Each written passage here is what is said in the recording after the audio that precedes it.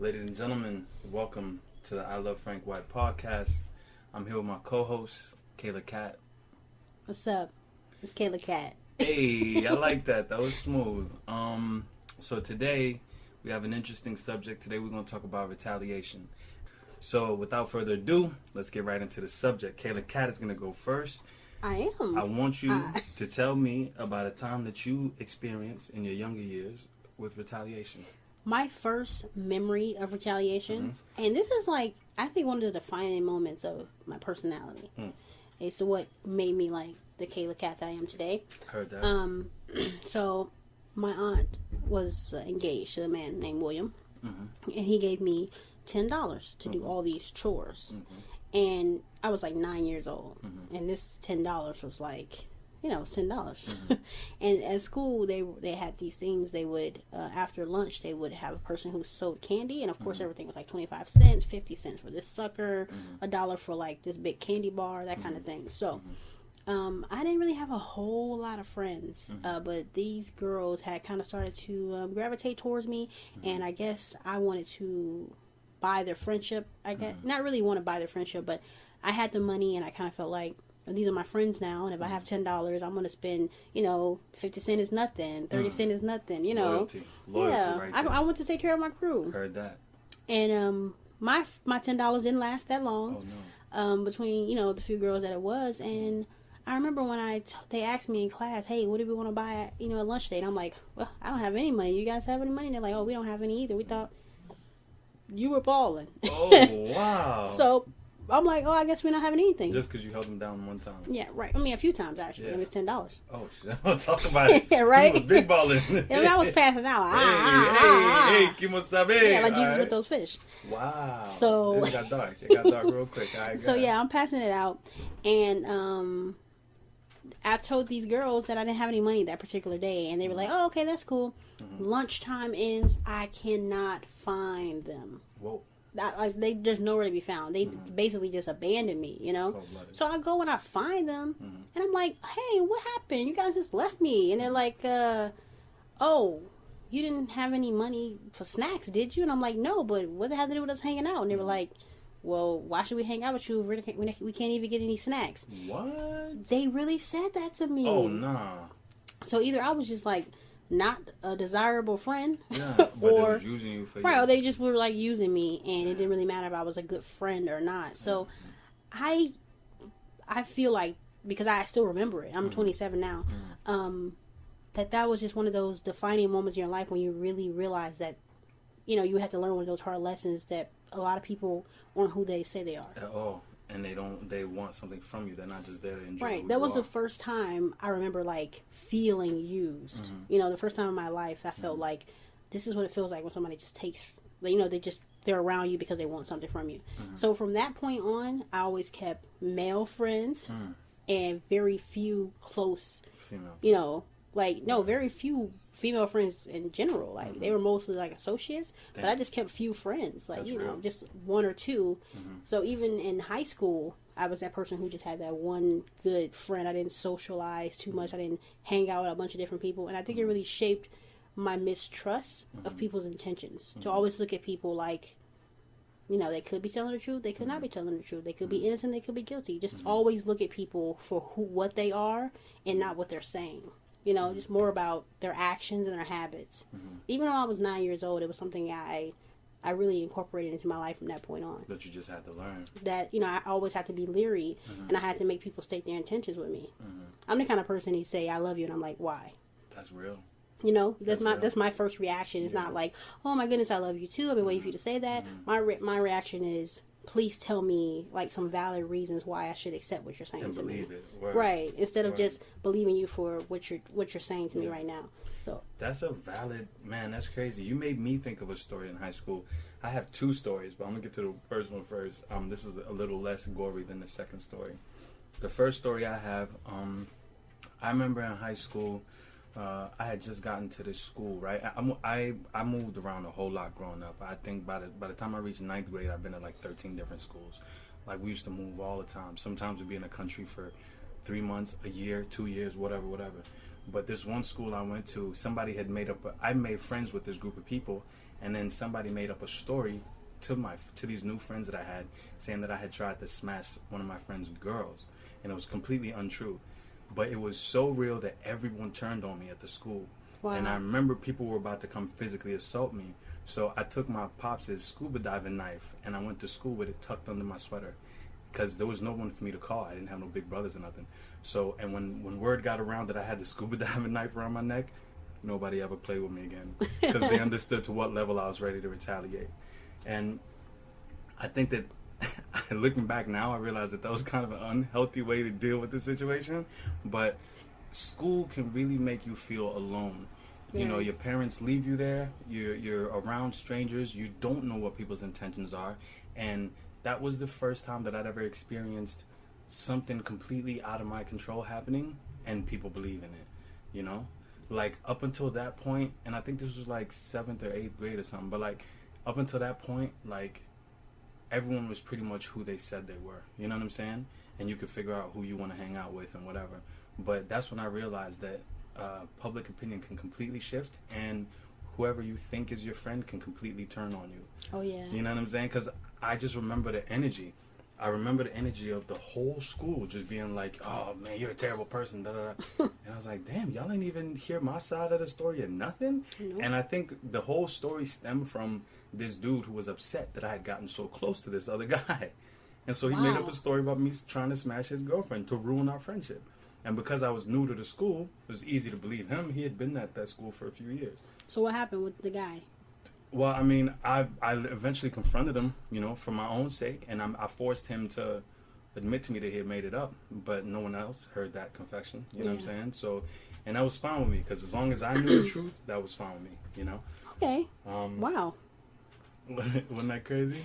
When you think about school, you really don't think about retaliation, but now that we're actually talking about it, I can recall a number of times where I've never been a confrontational kind of person, right? I've always felt like my physical safety is a lot more important than me fighting you or feeling like I have to get this out. And personally, I always felt like a fight was over a little bit too soon. If I want to hurt you, I guess that's just me. I feel like I'm going to actually do some damage. I'm not going to just punch you and hurt myself or get myself suspended. I just never understood kids like that. Like, you got a problem with someone, we can wait after school, but they would do it right there. And I'm like, why would you get yourself in trouble? You know, you could just sit back and really think about how you're going to hurt this person. Why would you really plot? Right, you could really plot on it. I would spend hours like doing stuff like that. You spend hours plotting. These girls in my 6th grade class had this notebook, and they made it very clear that they were talking about people. They would pass it, and they would laugh and giggle and point, and, you know, make people feel uncomfortable, but it was their notebook. The teacher was like, I can't make them stop writing in their notebook on their downtime. That's their notebook. You know what I mean? But it was one of those things in class. Everyone knew what it was, but it was something you couldn't do anything about. But I felt that I knew it made everybody uncomfortable, and it had made me uncomfortable a few times because I'm like, what are they talking about? Why are they looking at us? Who are they giggling about? And of course, these are like the popular girls.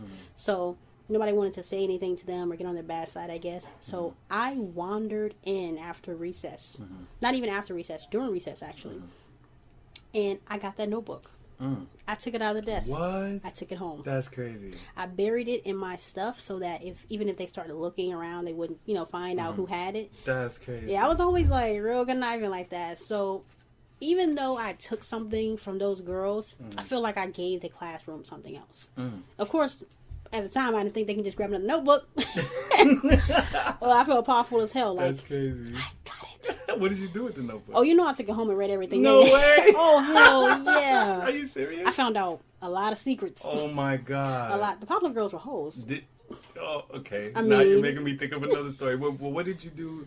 So you never returned the book or nothing? No, I watched them search for it. I watched them panic about who had it, who would read it. Oh, my goodness. Who's going to find it? I kept a still poker face, and I was jumping inside. Like, as much as retaliation is bad, it is bad. Can we lie and say it doesn't feel good, though? Oh, my God, that is terrible. I mean, Tupac said it best. Revenge is the sweetest joy. Listen, okay, now you got me thinking about another high school moment before I get into this gory adulthood moment. So in high school, I think I was introduced to a lot of things too fast. And So by the time I was like 14, so I lost my virginity at 12, but by the time I was like 14, 15, I was highly sexually active. And this is a story about how I deserve retaliation to be done to me. Mm-hmm. And I think that some people that hear this that went to school with me are going to be like, what? So I was in high school, and I was hell bent on messing up other people's relationships, because at the time, you know, when you discover your charm, when you just, whatever it is if you, at the age that you discover, maybe you're like a really good looking kid, or you're really funny, or whatever your skill is. Your gym. Yeah. You figure out what your skill is around like 15, 16. You figure out what it is that people are drawn to about you. Mm-hmm. Mine was charm. I realized that I could be charming. I don't know what happened since then, but I know that around that time I was hella charming. Oh, so, you definitely still got it. Do I? Oh, yeah, Thank definitely. the Lord. I thought I was losing it. Just your hair. These grays are kicking in, you know? But so I was charmed. So I was real. I discovered that I could be charming, and I really took it too far. I was out here trying to charm everybody's girl. And it got to a point, I don't want to even get specific details. I'm going to keep it as general as possible. Okay. To not put anybody's business out there. But my friend, who was an older classmate, she ran a school newspaper. And she was she had just gotten the job at the school newspaper, and she wanted to spice it up. So she decided she was going to create a gossip column. Oh my goodness. But here's the thing. She came to me because she was like my platonic friend, but she knew she would always constantly get me out of trouble. She was always looking out for me, basically. Because at that school, older classmates could get you out of trouble. Like if something happened, it was kind of a way of getting students to connect with somebody that like they feel is their peer. Program? Exactly. So I would get kicked out of class for some stupid shit, and then she would come get me and tell the teachers that she's disciplining me. But whole time we would sit at the journal room, and I would tell her the gossip about the school. So I would tell her whose girlfriend I was smashing, who's cheating on who, and I would literally just feed her tea. And like a lot of the girls that I was smashing at the time had boyfriends a lot, and then even my homegirls that I wasn't smashing, they were cheating and stuff like that. So I basically told her everybody's business, and including my own, and I made her like change the stories a little bit so that it was hard to figure out who was being talked about. But basically these gossip columns would come out, and the whole school would try to figure out how the hell their business was on Front Street, and nobody ever knew that I was the one feeding her all the information. That is so cool. It got so wild that they had to shut it down because like there were fights and things where like serious repercussions started happening. So I say that to say that kids can be cruel, including myself. So if you're in high school listening to this, please try to be the best version of yourself. Right. Because I definitely deserve retaliation for that. And I apologize to whoever hears this and feels like I may have hurt them or their relationship or their developmental whatever. I really apologize because I was a savage. As messed up as it is, though, and that's just a part of school, and you just happen to be one of those bad parts. I was, and you know, the people that I went to high school with, they don't even recognize me now, like because I was such a villain. That's like the nicest way I could put it. I was such a terrible. I was mischievous. I was a threat. You understand? Like if I wasn't trying to fuck somebody's girl, I was just doing all type of dumb shit. You know? Wow. So I really apologize to those who knew me back then because I'm not the same person now. The funny thing about high school for me is I was a good girl. I mean, I had my little stuff I did on the side when I got a lot older. Okay. But for most of high school, I was pretty good. I guess to the teachers, but I did something really, really mean, and to this day, I still feel kind of bad about it, just because I know what that kind of behavior can do. Basically, and I don't call it bullying. I'm gonna tell you. I'm gonna tell you what happened. Let's go. Okay. There was this girl, and I don't even remember her name at this point, but she always was talking. She was like one of those people who would insert herself into people's conversations, just kind of always. And she was always the kind of person that people would move away from when they were talking because they didn't want her to feel the need to join in. And so we had all started to get really like fed up with it. She was very opinionated. I think one day I was standing in line. I was talking about what color I wanted to dye my hair because my aunt's rule in our house was no hair dye until you're 15. So I was on the cusp of 15, 14 and 4.5 quarters. And I was like, I think I might go orange. I might go blue. I might go burgundy. I mean, she can't stop me. I'm 15. You the queen of the world. Right. So I'm talking to a friend of mine about this, and she comes up and she says, red? You're gonna put red in your hair? You are too dark for that. You cannot pull that off. Who do you think you are? What? I think she asked me about, I think I was Keisha Cole or something. Like, like, it was some other, it was a celebrity that she kind of compared me to. Like, do you think that's who you are? You can pull that red hair off? And I'm just like, It's ridiculous. who was even talking to you? Right. Like, whatever your name is, I forgot her name. So I had a class with a bunch of girls after that gym class, and we all had like a social studies class, and I was like, we should all get a petition and sign it and say that we don't want her to speak to us anymore. Oh, wow. So I wrote it out. We think you should stop talking to us. When we're in the class, when we're anywhere with you, please don't speak to us. This is our petition saying we want you to not speak. Unless you're talking to yourself. That's crazy. And we all signed it, and we put it in her desk. Wow. With her name on it, so that she would, definitely know it was hers, and open it. And she brought it to the teacher. Now, how she knew it was me, I still don't know, because I was very discreet. I was that kid who was always hanging out in teachers' classes, like between classes, like, hey, Mr. So and So, what's going on today? I'm the kid that's asking you about, like, how's your wife? I was that weirdo. Oh my God. I was that nerd. You had like the adult relationship. Right. Yeah. I'm that nerd looking like one of the teachers type That's stuff. so funny. So I was very discreet, and it was not like unusual for me to like be in a classroom first before everybody else, or hang out after everybody else is almost at their other class. So there was no way they could tell it was me, but I think she knew because of that little altercation we had. This is definitely right. Yeah. So my teacher, he reads it. Oh no! Oh no! And he looks at me. Oh no! And then he rips it up. Oh, thank He goodness. throws it in the trash can, and he kind of gives me this like very disappointed look. Like, yeah, because he knew it was Michelle, almost this bullying. is just this is just wrong. Come on, Kate. Right? Don't do it. Don't do No. it. So I feel bad because that was the wrong way to handle that, and that could have that probably had an impact on her self-esteem. I never talked to her after that, so and she damn sure didn't talk to us after that. So. I can imagine. Right? I can imagine. That's So, pretty crushing, though. Yeah, for a kid. as an adult, I can look back and say that was wrong. Yeah. But as a 14-year-old, You was in the right. I felt like if we don't want you talking to us, we don't want you talking to us. You know? I'd like to say, whoever you are, if you're listening and you realize it's you that we talking about, we deeply apologize for. I do apologize because I know how that stuff can have an impact. It's lasting. Yo, right. Those are the formative years. Everything that happens from middle school to high school, those are the formative years. You know and what we're I'm saying? still recalling stuff that happened to us that shaped Facts. us. So Yo, it's so funny. You just made me think of another story before I get to the gory, really this rough is like one. the 19th story. I know. We want to hear the good one. Okay, wait. Before I get to that one, I just have to say this is one other example of me dodging retaliation. When I was in Haiti, I can speak on Haiti because that's like my favorite place, one of the favorite places I've ever lived. But I was in like 8th and 9th grade in Haiti, and when I got to Haiti, my first day of school, I met this girl named Isabel, and Isabel, I consider her my close friends. They know how deeply I feel about her. She's one of the loves of my life. You know what I'm saying? The girl that got away. She's one of those. And but before we ever had anything romantic, we had a 10-year friendship. So from like 8th grade, 10 years after that, we was solid. I fucked it up eventually, like I always do. But so she was right to end her friendship and relationship with me. And Isabel, if you hear this, I'm sorry.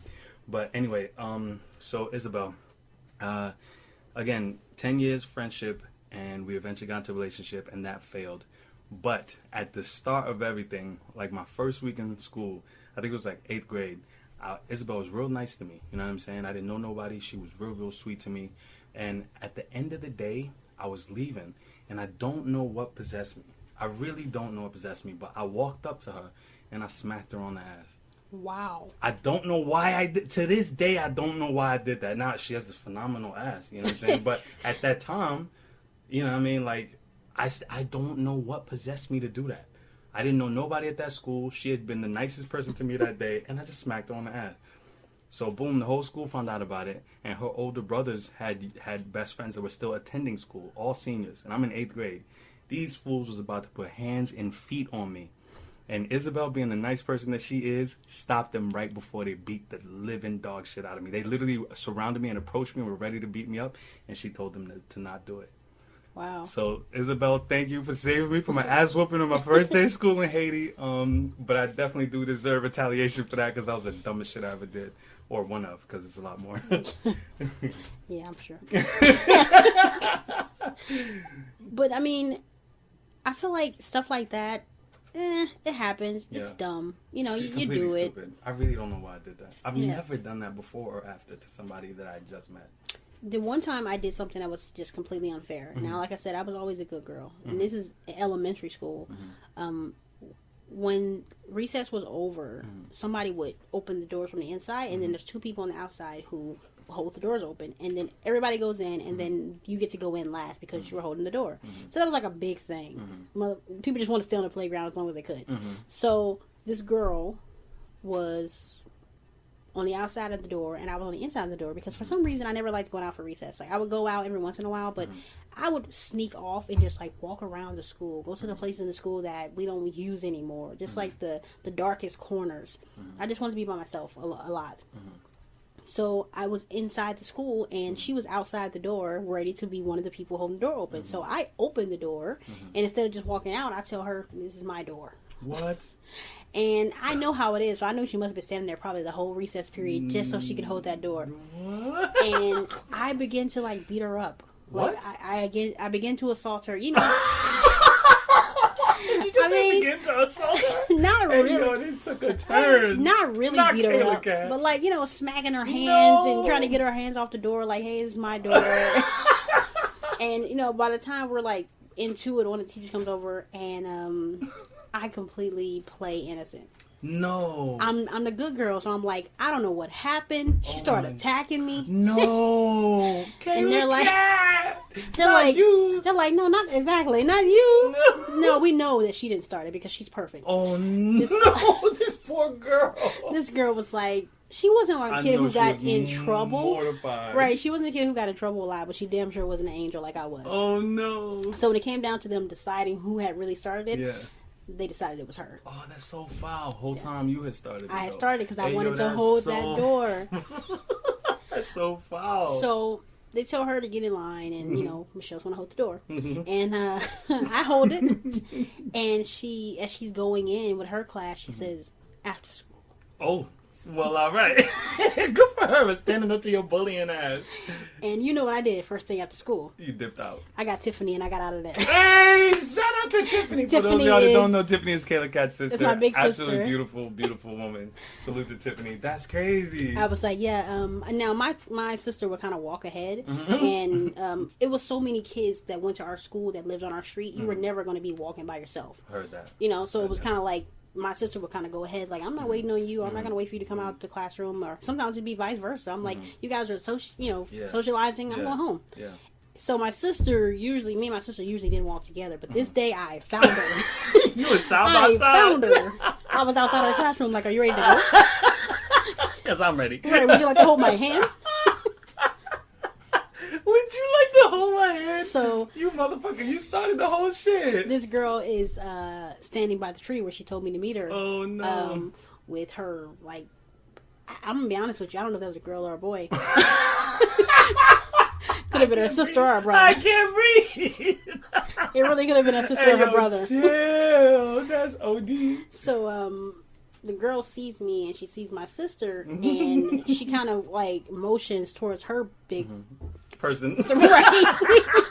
Kind of like, you know, we can still do this. I got my brother, sister, and you got your sister, and we can go. I got my brother, sister. I'm weak. So I convinced my sister. There's like 4 entrances and exits, you know, out of the school. So I convinced my sister, like, let's go over here. Let's walk this way. And I kind of avoided the whole thing. And you know, my heart is beating out my chest. Like, any moment she's gonna walk up behind me and go and just hit me in the head. Go. Nothing happened. Me and my sister walked home.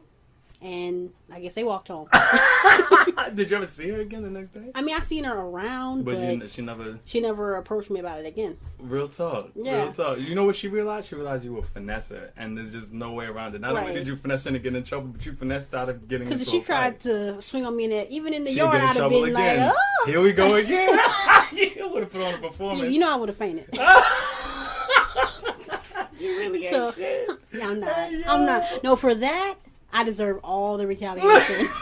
I deserve the ass beating from the he, she. and from the girl I went to school with. This podcast episode is about apologizing to people Right. that we have done damage to. No, I'm not saying, okay, she was like, probably offensive, and I don't mean that in like a disrespectful way. Saying, I mean like I don't know. Discern what I wasn't sure, yeah. what that was. Heard you. But we'd like to apologize to the young lady who definitely deserved a fade from you. You know what? I feel like I probably made her bitter. She had a really old name like Veretta or something. I remember just being like really old with the V, like Victoria. Listen, Ethel. Right, wherever you are in the world. Wanda, wherever you at. Rashonda, we know you are owed a fade, and Definitely we apologize. We apologize for Michaela Cat's immaturity. I was a child. She was a child, so obviously immaturity is No, accurate. but honestly, just like you said, you had realized your charm. Yeah. That was when I realized Your finesse powers. That was my finesse powers. Hey, look, that's what it is. I was sneaky. Exactly. You realize your skill, and then you abuse it a little bit, and then you learn to reel it in as you get older. Right. You know what I'm saying? So nothing wrong with discovering what your skill is, but it's definitely wrong to put somebody in trouble knowing you started the shit. So, but that was a hilarious story. I don't know what it is about retaliation, but for me, it's been like a major part of my life. It's always been for me like the way I create balance. Like I'm not seeing myself get like did wrong in any way, and then me just being like, well, God will handle him. You'd be like, I'm the judge, the jury, executioner. I'm going to handle it my way. So you don't let go and let God, is what you're saying? I do not. I mean, no. We talked about this earlier. We had a conversation, you and I, like 6 months ago, right? And we were sitting down, and you asked me, what I do wrong. We gonna talk about this? I said, no. I was like, yeah, I'm perfect. And I remember you like, what? Nah.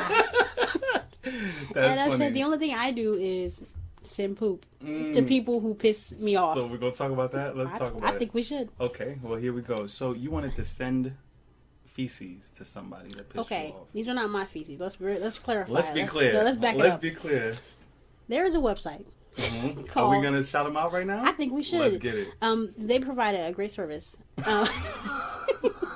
There's a website called www.poopsenders.com. Hey yo! Now, I could say that one more time for the listeners. www.poopsenders.com. Okay. Now, there's cow dung. Wow. You can decide what type of feces. Yes, they elephants. No way. They have. Oh my goodness, what's the third one? We fighting There's if you send me some elephant dung. We fighting cow, on top. elephant, and then there's oh my goodness, I'm like blanking out. Is there human on as an the option? on the third one? Wow, no, it's not. No, thank the Lord. Now they get this from farms. Gorilla. Oh, hey my goodness. yo, That's the last one. Son, no, I swear. Somebody send me some gorilla poop. I'm shooting your house up. No, they get this from farms, and they get it from like zoos, stuff like that. And I'm guessing the zoo is like, oh, they probably want to fertilize some grass or something, but they don't even know. Jesus. So, Jesus. Yeah, you can send either one of those. You can send a combo pack. And you can send it as big as you want, And I think that's like the best part. If you want to send like a gigantic, like oversized thing of poop, like I don't care if they throw it in the trash. They have to go and physically get rid of that. Like they can't just put that in the trash and walk away. I want to see you 19 quarts. Wow. I really want you to have a hard time with this. Wow. But no, personally, I've never sent something that big.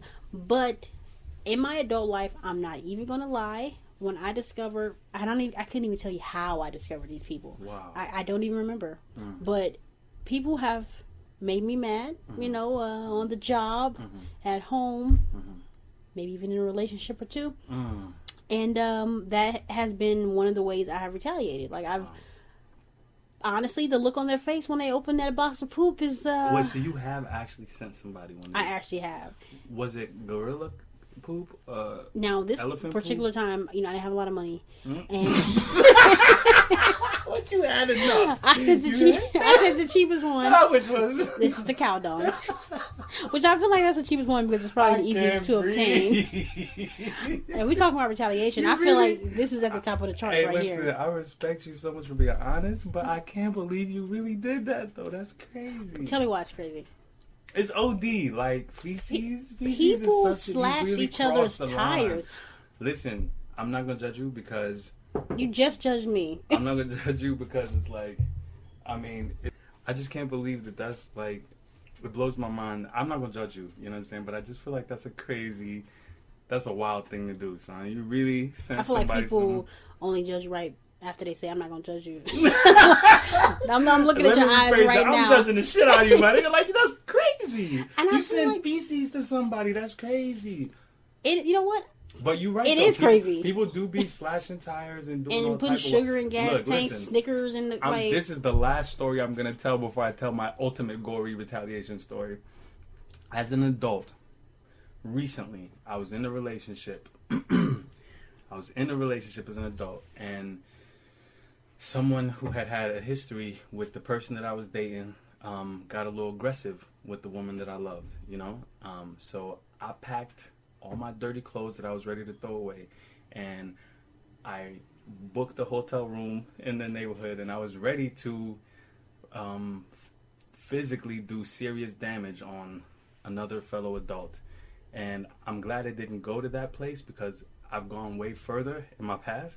But even now, the ability to retaliate on an extreme level is still in me. Even though I feel like I've grown and I'm enlightened and I'm peaceful, in my mind I had it set that I was gonna pull up on this dude and beat him up. He wasn't even gonna see me coming. He wasn't gonna know who it was that assaulted him. But I was gonna beat the dog shit out of this nigga. And I'm very happy. I'm very happy it didn't go to that. But I was fully ready. I had my dirty clothes. I was gonna throw them away after I beat him up. No traces of DNA or nothing. I had it all mapped out in my head. And I do know, I remember hearing a Nipsey Hussle interview where he was like, we have to change the way we react to disrespect. And that's real. But at that time, I was fully ready. Well, your mind is like in a certain point, and that's why people get away with, murder for temporary insanity. Mm-hmm. I feel like sometimes retaliation is one of those things that it's almost primal. I remember Wanda Sykes telling a story about a woman who had like plastic surgery and all kinds of stuff for her husband, and he cheated on her. Can you imagine? That's crazy. I'm changing like the structure of my face and my body to make sure that you're happy. So when in the moment she found that out, she snapped. Wow. And that retaliation wasn't premeditated, pre-planned. Yeah. She hit him with a car over and over again. That's extreme. Her daughter was in the back seat. Damn. And that's how quick that can flip, though. It's carnal. It's an animal instinct. Right. Sometimes you just go there and it takes over you. I don't think that. Yeah. I'm not saying retaliation is good. Definitely not saying that. It's a terrible thing. We're gonna get to that. It's a terrible thing. No, but sometimes it's not even about you planning an attack. Sometimes it is like a primal thing for you to protect or whatever you have invested in. And I'm gonna be honest with you. I sometimes one of the best feelings I've ever had is like feeling that revenge against someone. And we can all sit here and say, oh, it's supposed to walk away, be the bigger person, but I never understood that walk away and be the bigger person. Like, I love Martin Luther King to death, but I definitely related to Malcolm X more, because like I can't think of a situation where somebody harmed me and I was sitting there thinking, oh yeah, let me turn my other cheek. You got me fucked up. Let me love them past this. Let me slash your motherfucking cheek. Like, you got me fucked up. Yeah, I know, but I'm working on myself. Judge me about some poop. I'm a work in progress. We're all works in progress. Make somebody Scarface out here. I'm gonna stop trying to beat people up, and you're gonna stop sending people. Well, no, I have stopped. Like I was saying about the conversation that you and I had. I felt like that wasn't anything wrong. I was like, when I get mad, I remember you looking at me crazy when I was trying to question you about it. Yes, I remember. And I was thinking, someone does me harm, I think I'm being very responsible by not taking it out on them, physically, and just doing something like this is going to give me a little jiggle, or should I say a giggle. Wow, that's crazy. I feel that, though. You felt like that was the least damaging reaction. Exactly. That you could really take it to a different space. That way they can get, their gimme, and then I can get my, my little chuckle. Yeah. And then the world is right again. Hey, look, I feel that because the way my pettiness is set up is very similar to how yours is set up, and we're always ready for retaliation. Always. We are like quick-witted. Immediately. But it's not the right way to go about things. But I mean, you're designed how you're designed. Tell me that doesn't feel good when somebody says something that zapper just comes right back at them, and you can feel their soul leave their body. I'm not gonna hold you. I be having to hold the zappers back because my zappers have gotten so well trained that I know how vicious they can be. So it's like now when people say something to me, as witty as I am and as quick as I can say something back that'll shut them down, I just laugh it off because I know if I say what I'm thinking, it could get ugly for all parties involved. You know what I'm saying? So you're saying, like, you think sometimes it's better not to retaliate because the damage from the retaliation might be worse than the actual crime? Listen, this is a lighthearted example, but like when my ex-girlfriend would like snap on me and make jokes and stuff like that, I would just chill. because I know my jokes is gonna come back and they're gonna be torpedoes. Yeah. And they're gonna hurt, and then we're gonna have to talk about it, and it's gonna be long lasting. So, and not just with her, but like with my friends too. Like a lot of times when people snap, I grew up, you know, I'm from the east side. Like all we do is snap and talk shit. So it's like we're bred to be very retaliatory. You know what I'm saying? And damagingly retaliatory. Like you better be ready. Not only am I gonna slam back, but I'm gonna say something to make sure you don't want to speak anymore. You know what I'm saying? Wow. Yeah, so it's like I've learned as an adult to just not say nothing and laugh it off. Right. Because it's for the best. You know what I mean? With my mouth, I've learned that what I feel like you need to hear isn't always going to be the best thing right now. Because I might want to say something like you said, to jar you back to reality, to like to make sure you understand who you're talking to. But sometimes that's going to cost this friendship or this relationship. So it's not worth it. It's not. Exactly. That retaliation, it's not worth it. It's very, very similar with like pride. Yeah. And you guys know I'm a life coach. Yeah. So when I have couples that come to me who want me to coach them just as like a couples counselor or something, I always ask them when they're talking about arguing or miscommunication issue. My first question is, when you guys are arguing, do you find yourself trying to solve problems or trying to hurt the other person? That's real. And 9 times out of 10, they're like, you know, they run their conversations back in their head and they're like, that was to hurt him. That wasn't going to help us solve a problem at all. That was just to hurt her. That was just to make them, you know, feel worse and make me feel better. Yeah. It was just to make me feel better about what they had just said because somebody escalated to the next level. Damn. So the retaliation, it feels damn good, but sometimes you just got to sit back and relax. That's real. That's real. So, I feel that. Speaking of retaliation that isn't worth it, I've prolonged this story long enough. Yes, the fuck you have. So it's time to get on with this story. This is a story that I'm not proud of at all. I know it's a crazy story. So here I go. I was about 14 years old, and no, I'm sorry, I was 15. And at this time, I had a lot of anger issues. I had been through a lot of traumatic situations. I survived the Civil War, as we talked about before. And I had also lost my virginity at 12. And there was just a lot going on. I was being introduced to adolescence and that whole experience. I found a friend. I moved to a new country and I found a friend. And that friend of mine, he wasn't as well off as I was. He was a street kid, you know? And he would teach me street kid things, you know, like how to rob people or pickpocket, really, not even like the gunpoint stuff that I did later on. But this was just like pickpocketing. We would go to the pool hall and like rob the pool sharks, or like we would just all kinds of little, you know, gamble with people and like steal their money and stuff like that. Wait for people to gamble and then like literally just find cool, sneaky ways to steal their bread. So basically, we would just do all that type of stuff, and he would teach me all of that. And he lived with his grandmother, and his family was pretty much dead. It was just him and his grandmother. And one night, people that while I wasn't with him, he robbed people that were not to be robbed. People of the underworld that shouldn't have been played with.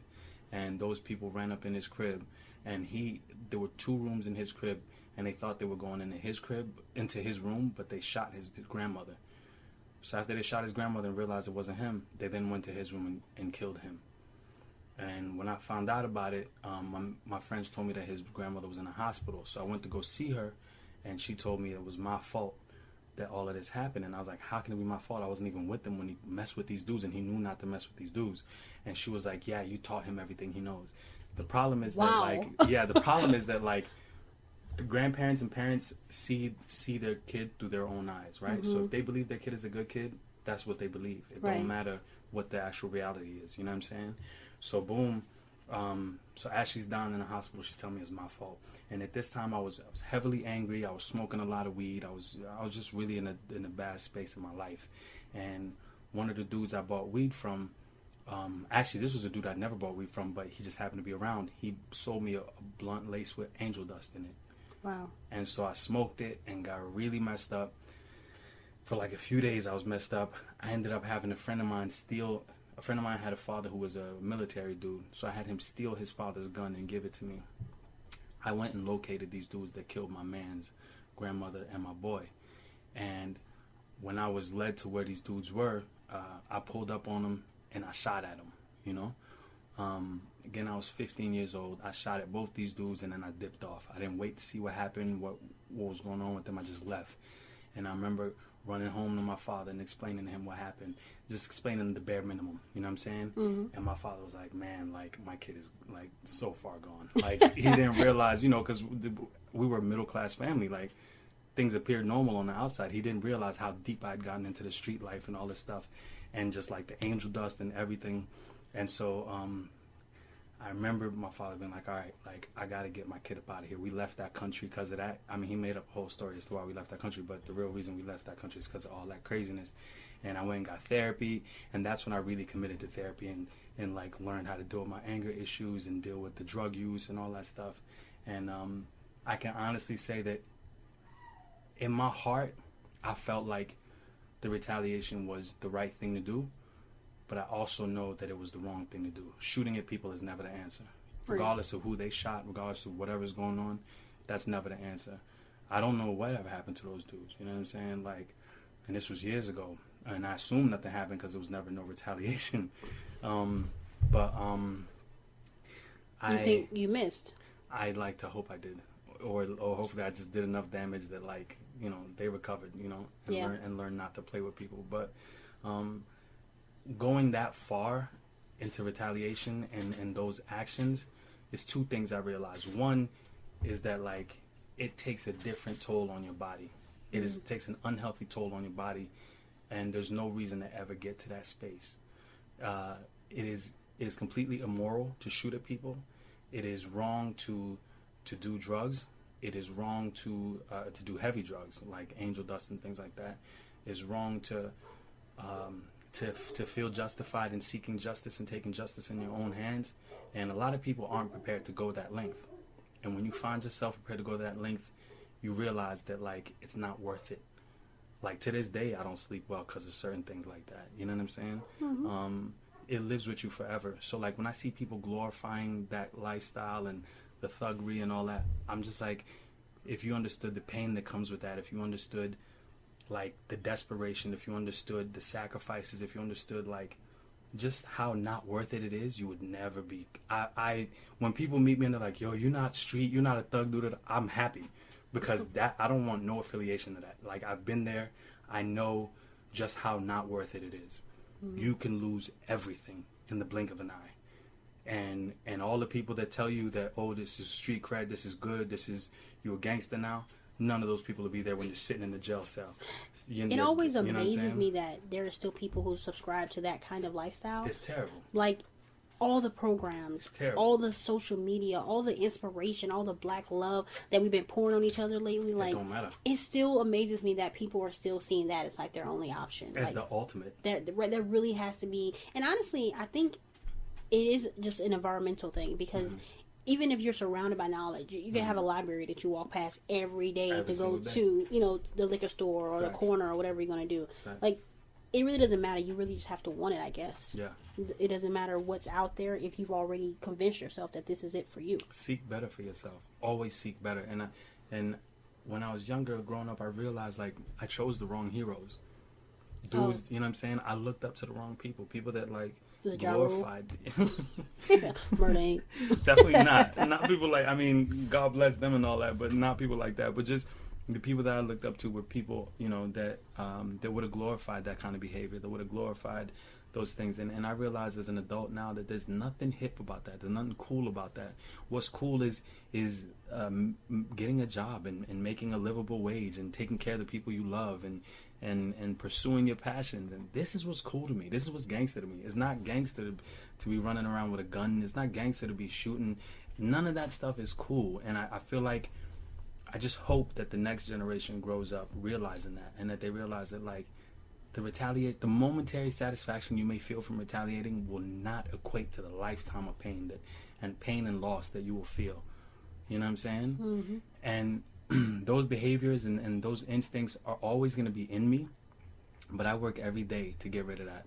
I work every day to assess situations and to understand how I'm supposed to deal with it, and to meet things at the same level that they're at. If somebody yells at me, I ain't got to shoot them.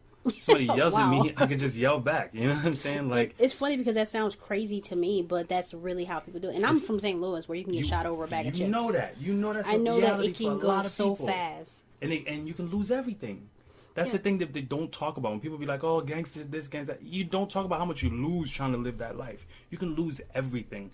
The girl you love gonna be fucking somebody else when you're locked up.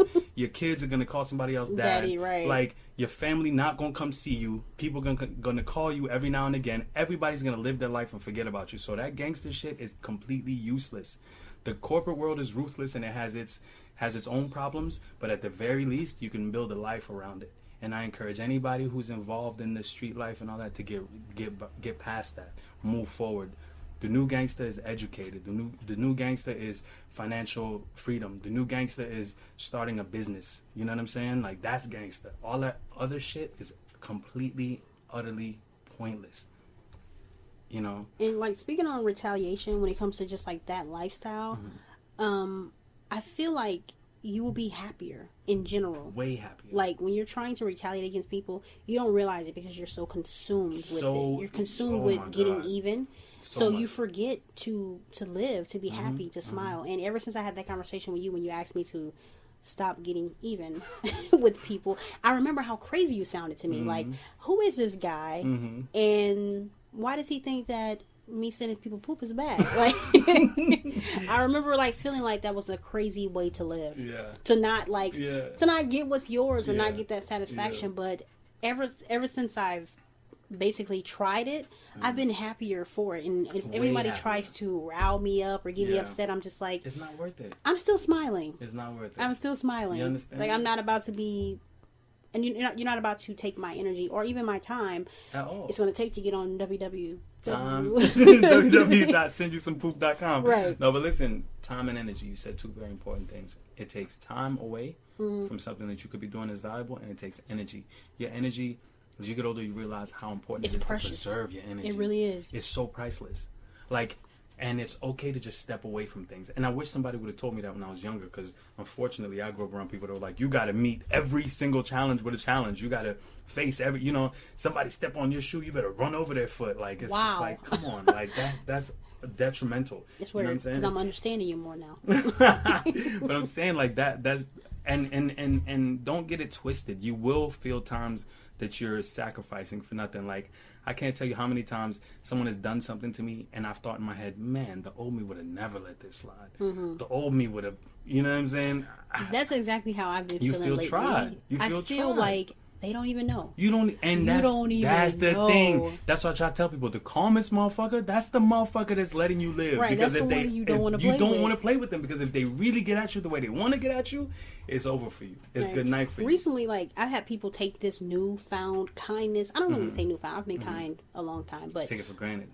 this newfound happiness that Yeah. I'm kind of. Someone called me radiant the other day. Hey, I like take I'm it. just gonna throw it out there. Receive it, baby. I'm just gonna Receive throw it out there. Receive it.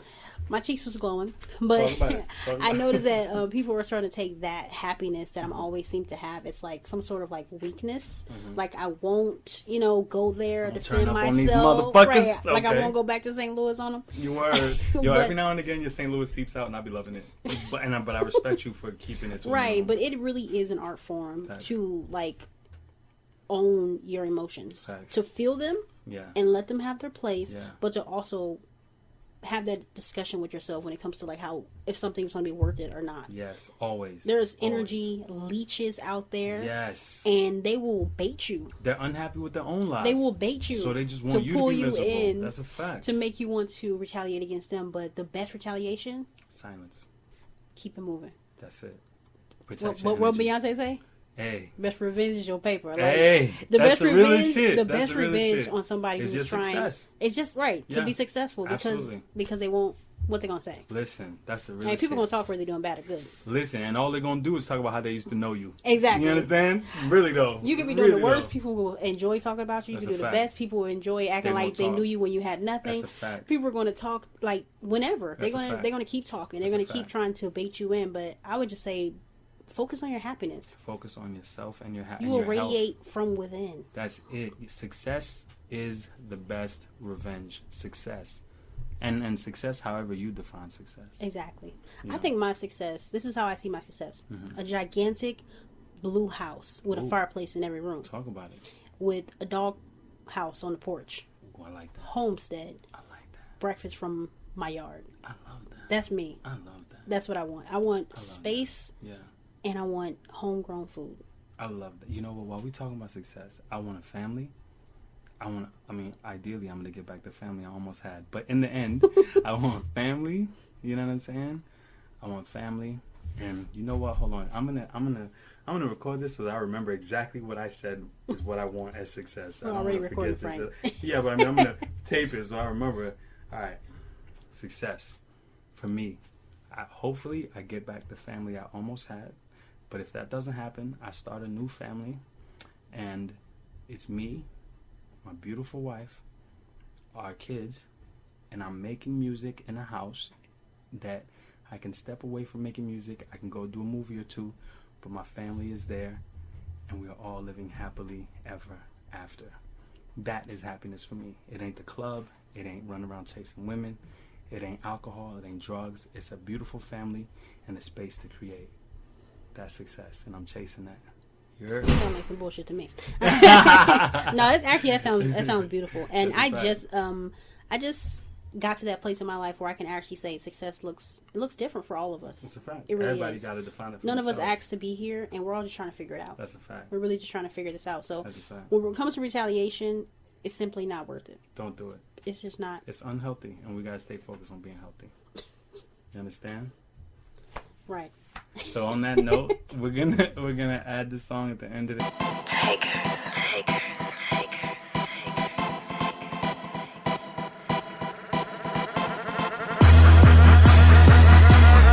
All that tough talk, you niggas ain't saying nothing. Bragging about them guns, you niggas ain't bustin' nothing. When I leave the spot, that's when them pussies start frontin'. Running off your mouth, you niggas can't tell me nothing. You tired, nigga. You tired, ho. You tired, nigga. You tired, ho. You tired, nigga. You tired, ho. You tired, nigga. You tired, ho. Hey, sin insane is my name, player. Taking over this game, player. Felony on my mind. I'm down to squeeze on that thing, player. Blunts, bitches, and burners. Gotta keep my bread up. Hand dog, I ain't forget you, nigga. Tell him I said keep your head up. The pound be running that park. Come around when it's dark. About to sleep with them fishes. Fuck around with them sharks. Man, I Batman, I won't chin check ya. Caesar, rise up the Winchester.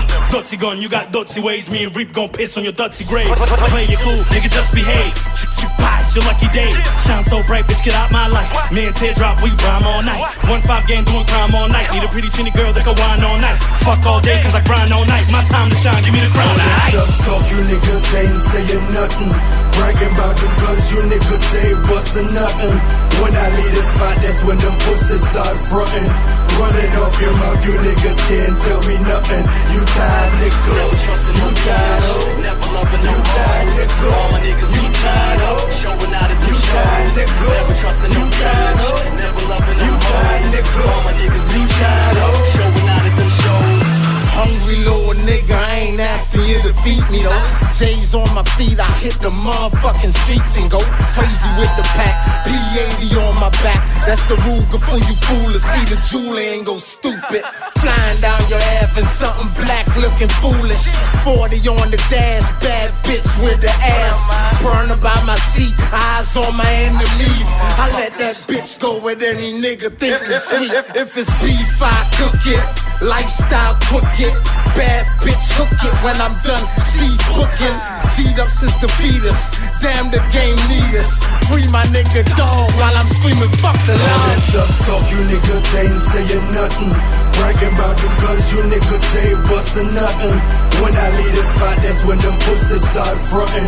Running off your mouth, you niggas can't tell me nothing. You tired, nigga. You tired, ho. You tired, nigga. You tired, ho. You tired, nigga. You tired, ho. You tired, nigga. You tired, ho. I've been a legendary nigga for a long time. Switch your watch to fill up platinum world time. And figure the second an hour. Flipping by flexing power. Next, I stress to devour. Sweetness in the game, I'm sour. Mention me now or never. Forever very scary. Similar to Hail Mary. Redid by original artists. Lyrically, I'm one of the hardest, smartest. Not to be cocky though. G'd up when I re-up. Flow gon' boost my feet up. To the point where I rest my feet up. Bozak, luxury. Bama's on the prowl, ain't touch me. Guaranteed they ain't rush me. Break down, spit them out. Down to the point where they dipping out. Run the bed arms, they long, man. Somebody done pulled that pippin' out. Tough talk, you niggas ain't saying nothing. Bragging about them guns, you niggas ain't bustin' nothing. When I leave the spot, that's when them pussies start frontin'. Running off your mouth, you niggas can't tell me nothing. You tired, nigga. You tired, ho. Never loving no You tired, nigga. All my niggas You tired, ho. showing out at You them tired, shows. nigga. Never trusting You no tired, ho. bitch. Never loving no You tired, hoes. nigga. All my niggas You tired, ho. showing out at them shows. Never trusting no bitch. Never loving no hoes. All my niggas be G'd up, showing out at them shows. Never trusting no bitch. Never loving no hoes. All my niggas be G'd up, showing out at them shows. All that tough talk, you niggas ain't saying nothing. Bragging about them guns, you niggas ain't bustin' nothing.